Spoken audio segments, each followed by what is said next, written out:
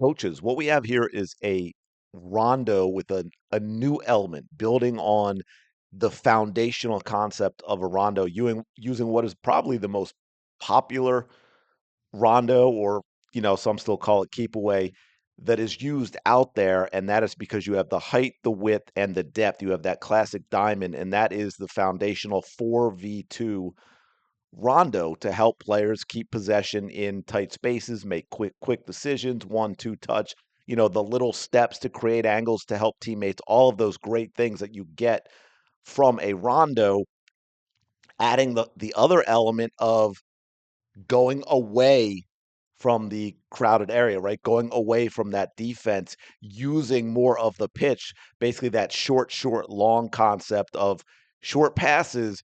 But the more short passes you have in one space, the more defense you bring, the more crowded it gets. So you want to be able to go away.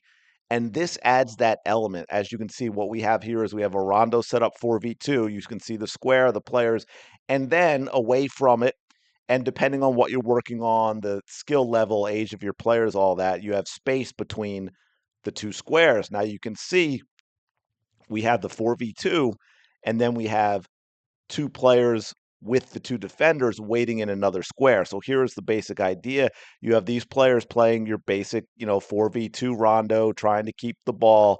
When the defense wins it, and how strict you are on this is up to you. It's not often with skilled players where it's going to be a clean steal when they keep possession. I like to play if my defender gets enough of a touch on the ball to deflect the pass, it is theirs. And then what happens is, let's say this player makes the steal. The idea is now we're going to quickly go away, not via dribbling, although you can dribble out of the square. I like to give them one, maybe two touches, quick touches out of the square, and then go away. Over here, these players get set, they find their spot, and then you get the two offensive players. You might go over here to save space. You get the two offensive players running to space. As soon as they get here, they can start playing it. You have two of these players they make the decision on which two it's going to be, and they can alternate, but they're going to run over to this square, and they are going to be the ones that play defense.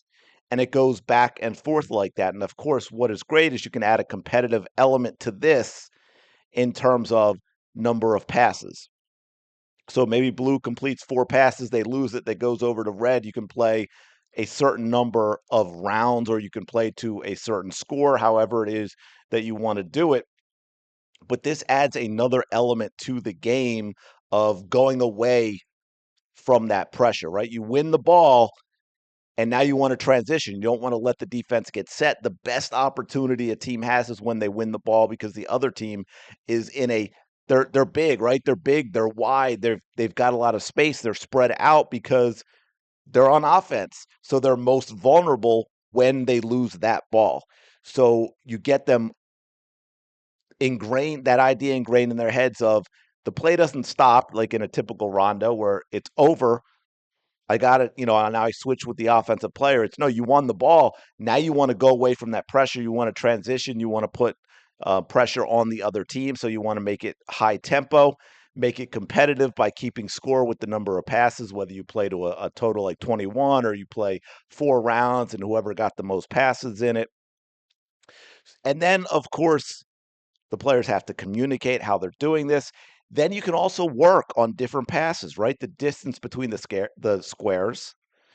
By the way, you can also work on conditioning, which that, right? You might only have 5 yards. Also, if you have, 7 or 8 years old, they're not playing 30-yard passes, but you might work it to it's 5 yards between, it's 10, maybe it's 15, maybe it's 20, and now you've got some players that maybe they have to play it a little bit in the air. So then you're also working on accuracy and control, because as soon as that ball is won, the defenders are also running into that space, right? Blue wins it. Now they're going over here, but the two red defenders, depending on who they are, and they might be someone coming from here. This was one who was in, they're racing this way too. So the longer, just like in a game, right? The longer the blue team takes to get over here, the more likely the pressure is here. And especially if you release that and this player was lollygagging and not getting here in time, you might end up having 2v2 if the defense reacts quickly enough. Now, if you're really good at it, you might get, 4v2 or 4v1 before another defender gets there. And now you're racking up passes, right? Because we're playing to a score. It's competitive. So all that matters by adding that competitive element. And if you want to have a little fun and have some consequences, like maybe players have to do push-ups or burpees or whatever it is, if they lose, right, you add that competitive element to the game, which gets your players a lot more focused. Now, of course, in all these things, you want to also include all the little things that matter in terms of your coaching points, taking the ball with the correct foot, that type of thing. One last thing I do want to mention that I think is important also is having your players, and I think most coaches do this, but I've seen a lot that don't. And I see players that automatically, when you ask for something like this, they want to go over to the cones, right?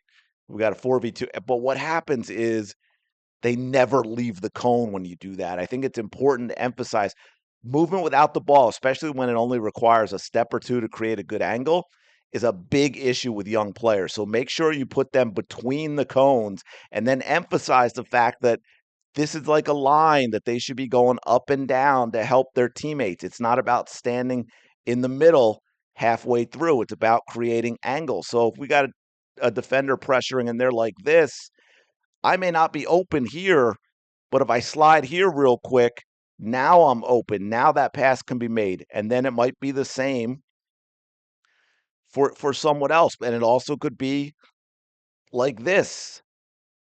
Right? So now I can't get to this person, but if they come this far, maybe I can. But also because of the angle of the way they're coming, maybe they're coming over like this. This person hasn't gotten here yet.